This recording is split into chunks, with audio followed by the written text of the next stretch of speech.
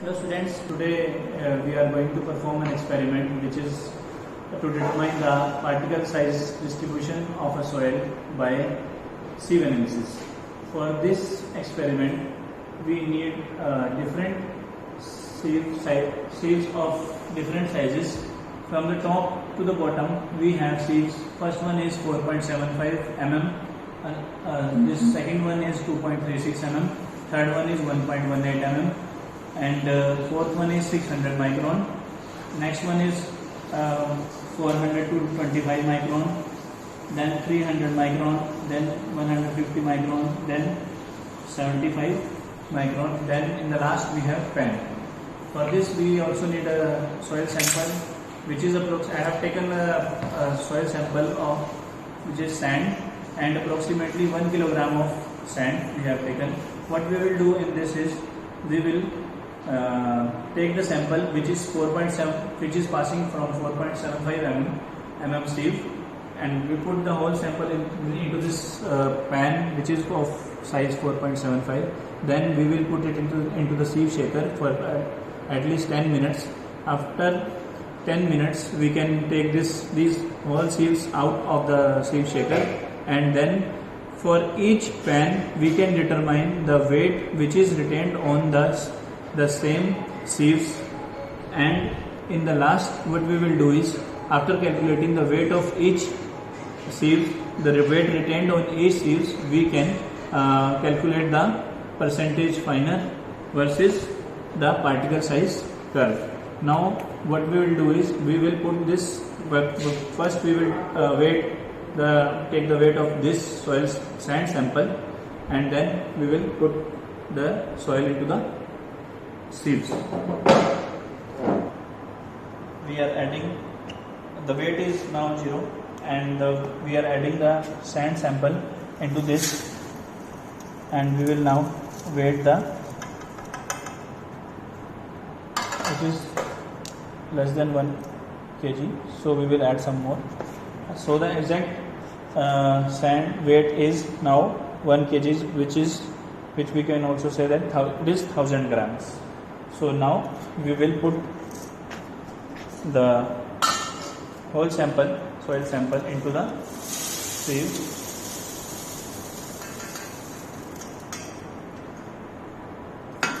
We'll close the lid, and then we will take this and put it into the sieve shaker.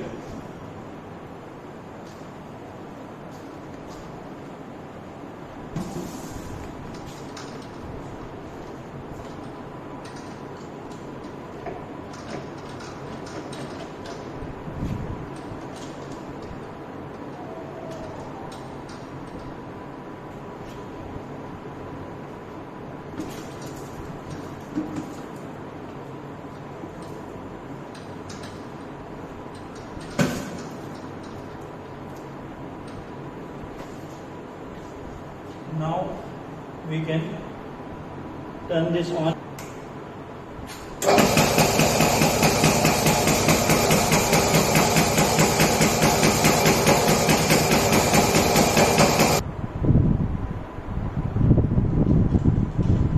After 10 minutes we can take the sieves out of this sieve shaker, and now we can calculate the weight of these sieves.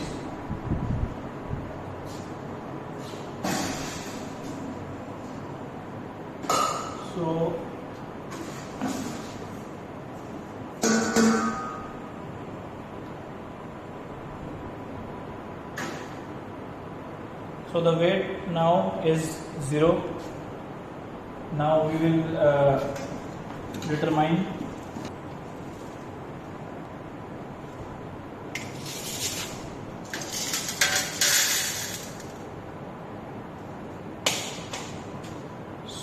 the weight is, which is retained on this 4.75 mm sieve, is approximately 50 gram. So we will write it down. The weight retained on the 4.75 mm sieve is 50 gram. Total sample we have taken 1000 gram. Now the first sieve, weight retained on the first sieve, which is 4.75, is 50 gram. Now we will empty.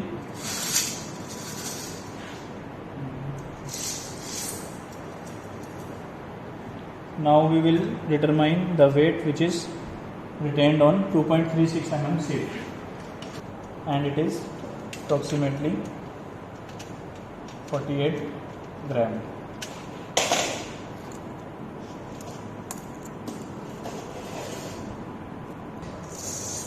And then take the weight of the another sieve, which is 1.18, which is 1.18 mm. There might be some loss of the material due to falling, as you can see, but that we will adjust into the final calculation. So the weight here is approximately 350. We will take this as 350 gram. Then you can empty this, and then again we have to take the weight of the weight retained on the sieve, which is 600 micron. So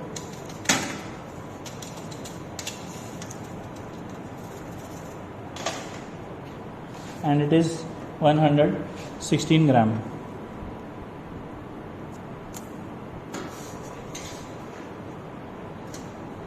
So 425 micron sieve, which we have not added in this.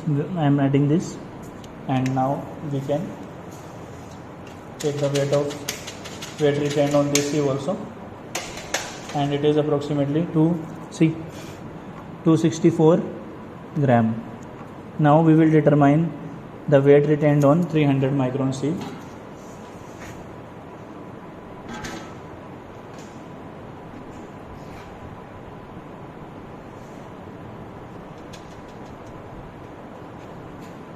So the weight retained on 300 micron sieve is 46 gram. Now we will determine how much is the weight retained on sieve, which is 150 micron. Final, the weight is 94 gram. In the last, we have a 75 micron sieve. Now we can determine the weight. We can find out the weight retained on this 75 micron sieve, which is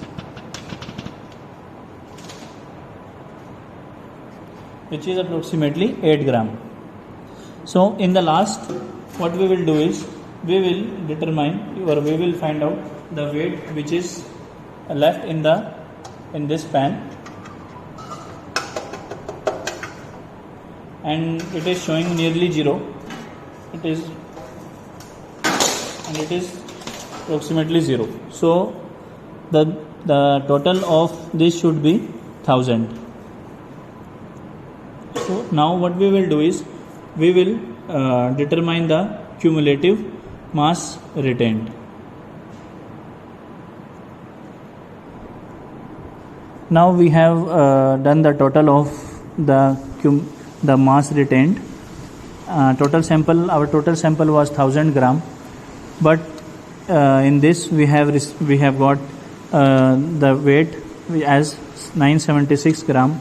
So there is an error of 24 gram. So we can add 24 gram or 24 grams into the ones which are having the more weight retained. Now we have added this 24 grams into these three sieves, weight retained on these sieves.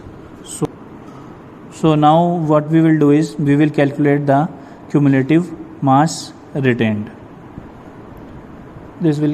This is 50, and after adding this, cumulative means the addition of these two, and this is 98, and 98 plus 360. So the total of this will be 4 58, 578, 852, 898, 992, and this will be. So the cumulative percentage will be 50 divided by 1000, multiply it by 100. So we can get the answer in the percentage only. So 50 by 1000 into 100 will be 5%. Similarly, we can calculate, this is 9.8%. Percentage we have already written here. So find out the cumulative percentage of the all the sieves, which is weight retained on all the sieves. So this is the cumulative percentage. Now what we will do is we will determine the percentage finer. How we can determine the percentage finer is 100 minus the cumulative percentage retained. So in this case we have 100 minus 5, so that will be 95. Similarly 100 minus 9.8, so that will be 89.2. Similarly we can determine 45.8, so that will be, we can similarly find out the percentage finer of the remaining ones, which is 0.8, and for the last one it will be 100 minus 100 will be 0. So this is the percentage finer. Now we will plot a graph between percentage finer and the particle size. So this size, the particle size side should be on the log, because it contains large variation in the sizes. Maximum size of the sieve we have taken 4.75 mm, and the minimum size of the sieve which we have taken is 75 micron. So there is a large variation in the sieve sizes. That is why we should take this side as a log side. So now we have calculated the percentage finer of the soil. So now we will what we will do is we will plot this into this semi-log graph. On this side we have particle size, and this size we have percentage finer. Now what we will do is we will mark this. We will take this as 0.1. Here it is written 0.1. We will write it down, and then we will take this side and take this axis as 1 and this as 10. So now we have range of sieves which is varying from 4.75 to 75 micron. That is why we have taken this size as log side. Now we will plot and calculate and determine which type of soil it is. We will classify the soil type. Now first one is 4.75 mm. The percentage finer for 4.75 mm is 95. So it is where it will lie. This is 0.1, this is 1, so this will be 2, 3, 4, and this is 5. So between 4.5 and 5 it will lie, and the value for this percentage finer is 95. So first we will take it as 95. First we will see where it lies. It will lie about here. So this is 4.75, and this axis where percentage finer is written, it is 90, it will be 95, and here first point we have got our first point, which is this. So the next sieve is 2.36 mm, and the percentage finer is 89.2. So 2.36 means it lies between 2 and 3, and here it is 2.5, and it will lie somewhere here. So corresponding to that we have to draw 89.2. 89 means this is 90, and this is 90, and this is 2.36. So the point will come near this. Second point we have got here. For the third sieve, size is 1.18, and the percentage finer is 54.2.